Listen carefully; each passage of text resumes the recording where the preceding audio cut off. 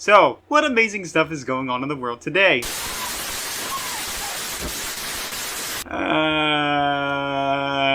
Okay, let's just make a follow-up. Disclaimer. Even though I may sound harsh towards things or people I talk about in these critique videos, please note that I'm committed to trying to help the creators out rather than antagonize them. Please do not go out of your way to attack or harass anybody who's discussed. This behavior will not be tolerated. Also, please note that my videos are intended for more mature audiences, so viewer discretion is advised. The video shall begin right now.